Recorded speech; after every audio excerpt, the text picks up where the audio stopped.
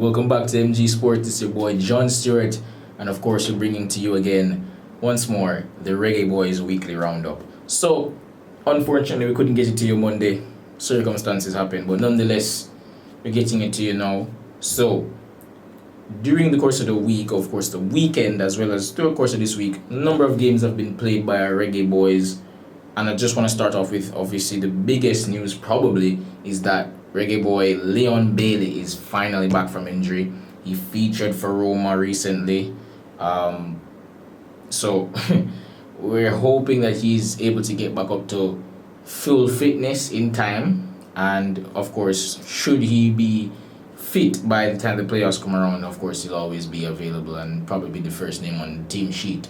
So, with that being said, get into the rest of the news. Demarai Gray had a brilliant performance on the weekend. I watched that game against Norwich. Birmingham played them. And he got 2 assists and his cross led to another goal. So he had a hand in 3 goals in their 4-1 victory over Norwich. And the victory leaves them just a point, actually, off a playoff spot. The championship has been very congested this season. A lot of tight races for spots in that playoff position.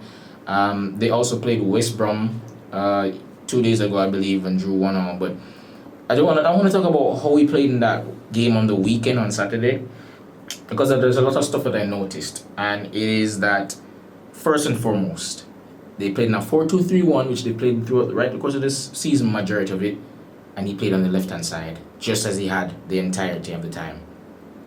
And what we saw was one of his best performances all season. And for me, that signals one thing, that coaching is so important. Because we've seen this man be utilized on the right-hand side of whether it be a 4-3-3 or 4-2-3-1 recently in our last 2 games by Steve McLaren, our former coach. And we saw the result. That is not where he's best. That is not where he's best. So, and a lot of it is because he's the type of player who's looking to cut inside and play almost like an attacking midfielder, but he still has the pace to go out wide and beat his man, which we saw him do over and over and over again on Saturday. So, and when you think about it, think back to his prime days in terms of athleticism when he was at Leicester and Everton. He was always a creative player.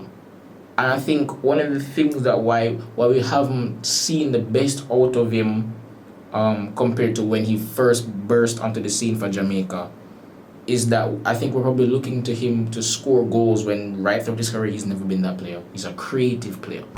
And that game proved it, and I just hope that we start to learn lessons from how Birmingham are playing Demarai Gray so that we can get the best out of him. He's playing on the left-hand side, left winger, not a right winger. Mr. Speed, left winger. And make him man just showcase his creativity. And how do you do that? You're playing with central midfielders who are actually comfortable on the ball and a striker who is comfortable on the ball so he can link up play and create the chances. So we move on to, because we're keeping in line with the championship, Bailey Cadamartri. Boy, I tell you. You played 2 games recently. Came off the bench in a 3-0 defeat against Sheffield. For Sheffield Wednesday, I should say, who remain at the bottom of the championship. Then he played again, I think 2 days ago, and they lost again.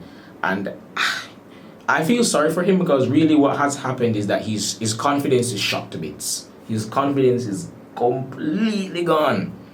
And you can see it even when he plays for Jamaica now. Like, he's never really been like a particularly great dribbler, but he doesn't take anybody on. Not really run past people. He not really have no confidence and touch. Not really score no goals. He gets chances, but he's not prolific.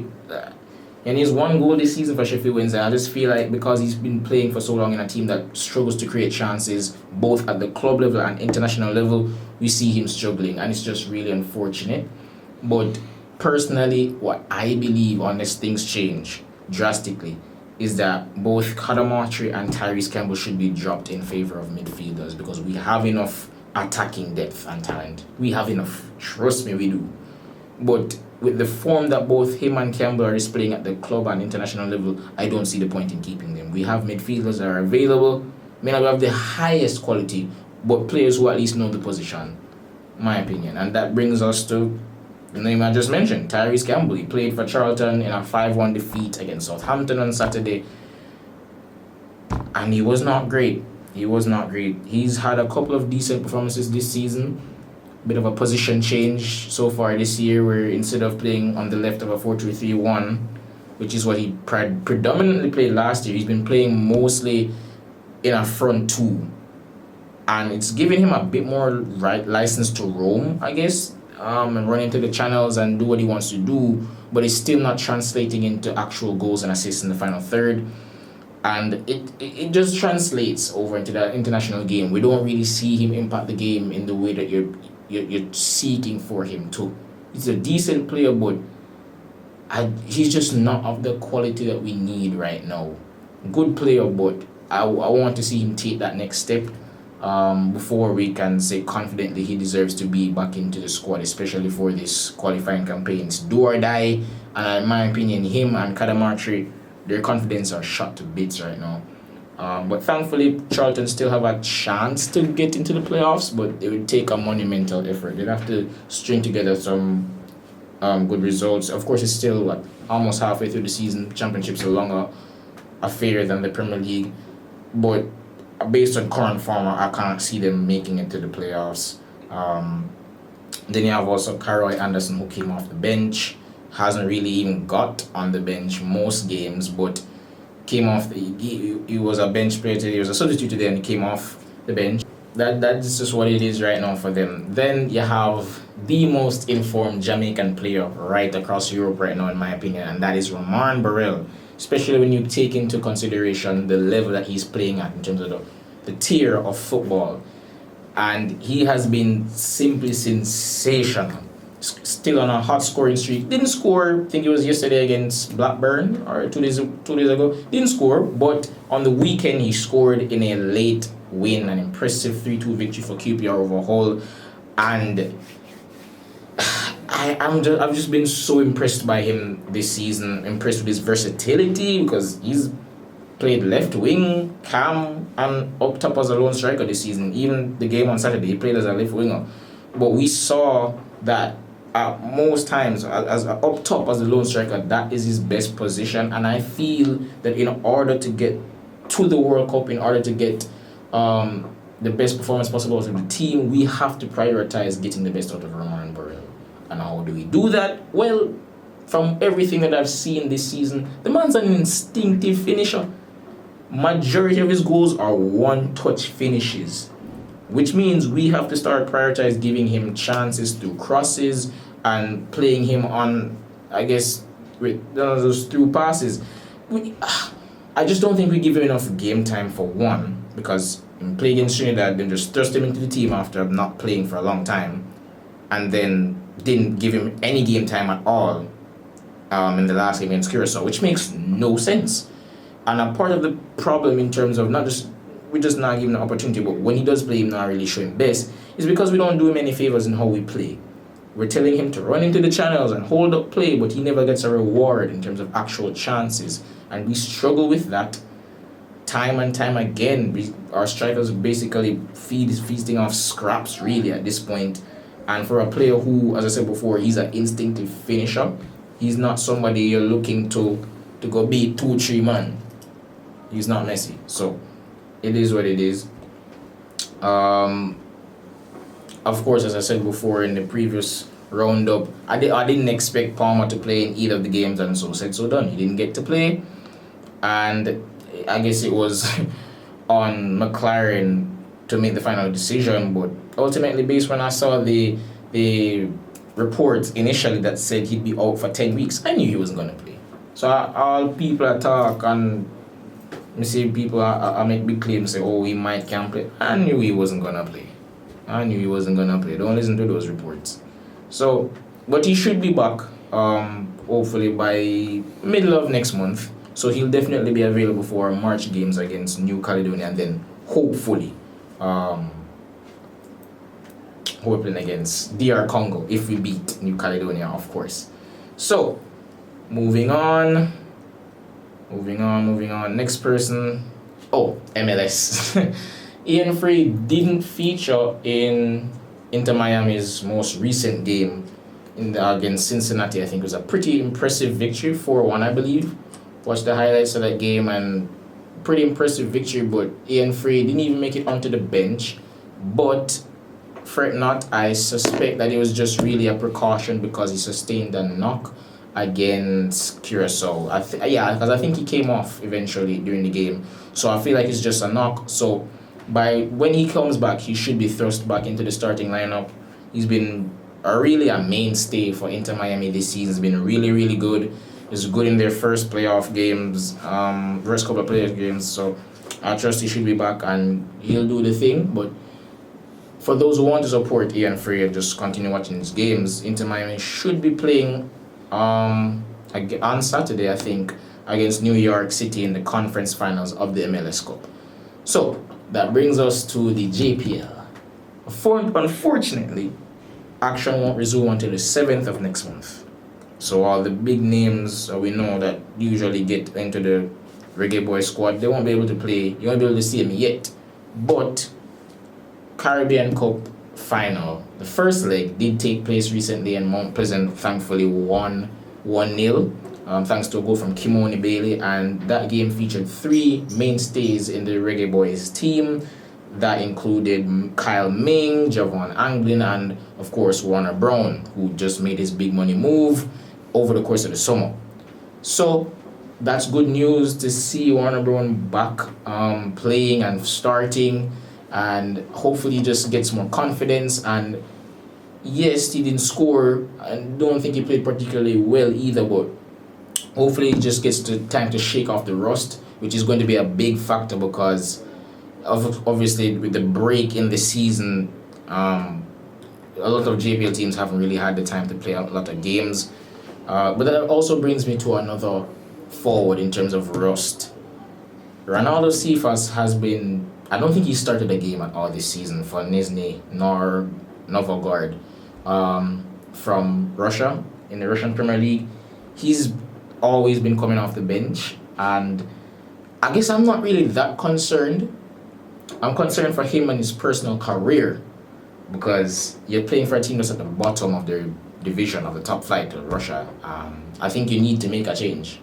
It would definitely benefit him and benefit the national team, but I don't think it's going to influence how he plays, however, for us. Because even though he doesn't start, he usually comes off the bench. He's usually one of the first names off the bench for them.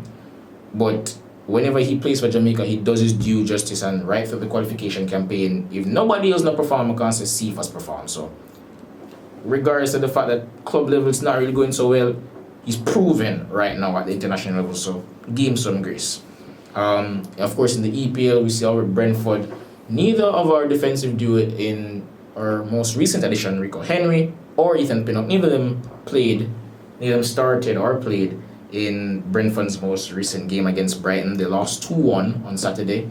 Both were unused substitutes, and that's not necessarily uncommon for Pinnock these days. This season hasn't really been playing much, but Rico Henry has played quite a number of games this season. Even if he doesn't start, he usually comes off the bench, but didn't play. But I'm suspecting that it's just because coming back from the international break, trying to rest him or whatever. But yeah, and speaking of players who didn't play, Kaheem Dixon, kinda worried about him, and here's why. Crowley drew 1-1 with Accrington Town, and overall the team hasn't been in the best of form. And I can't say I have liked this loan spell for Kaheem, because ideally, what was the purpose of him going out on loan from Charlton, which is a championship team, to a League 2 team? Obviously, the step down in quality means you should be getting more game time, right? You get the experience so you can come back and be a better player and all that. However, the situation has not improved, actually. I mean, at least he's getting some games at Crawley Town, but he's not really playing much. He didn't even play on the weekend. And it's a bit concerning, and for 2 reasons. One, I think a lot of it has to do in terms of why he's not getting as much game time as he probably should, is body.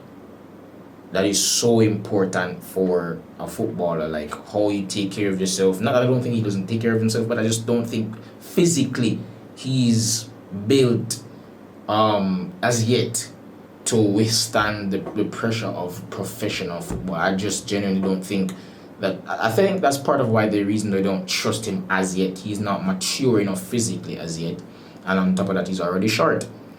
Then on top of that, his footballing IQ still has a lot to go in regards to that aspect, but we'll see how that develops. And as for another young starlet, another fan favorite, one of the players that was chanted, well, the only player really that whose name was chanted right throughout that Curacao game to bring him on, Dujon Richards, one whisper.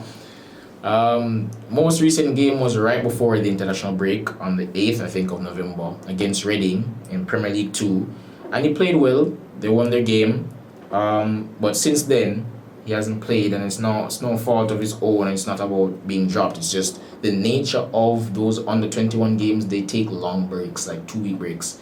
So the next game they have is the 3rd of December, and I think it's a game against PSG in like an international cup or something like that. So we await that, but so far he's been decent this season whenever I've seen him play, and hopefully in due time he can begin to break out and get more goals and assists, and hopefully break into the first team. But of course, competition is going to be tough this year with the amount of young stars that Chelsea have, not just in the first team but in the under 21 setup. And of course, last but not least, Israeli League, Trevante Stewart. How well he's been doing goes without saying. 9 goals in 14 games. Played well in the Conference League qualifiers. I think they got knocked out now, but overall he's been great this season. And I really hope that he gets a chance to play in these upcoming games in March. And as I said before, my ideal setup for the team would be to drop a number of these forwards that we've been calling up, a number of these wingers, and bring in some midfielders. But if there's one forward that I would add that has not played as yet so far in this qualification campaign, it would most definitely, without doubt, it would be Trevante Stewart, just to see what he can bring. But as well, as I said before, my priority would be to get the best out of players like Demarai Gray and Ramar and Burrell, because they have been on form this season in the championship, and they deserve coaches and players that will get the best out of them, which of course in turn gets the best out of Jamaica. But that has been it for the weekly Reggae Boyz roundup. Next week, have some more action for you. We'll try to get it out earlier this time, which of course would be by Monday. So big up on yourself, of course. As always, I'm your boy John. Next week should have my co-host with me, Tajay Edwards. Big up, it's been MG Sports. God bless.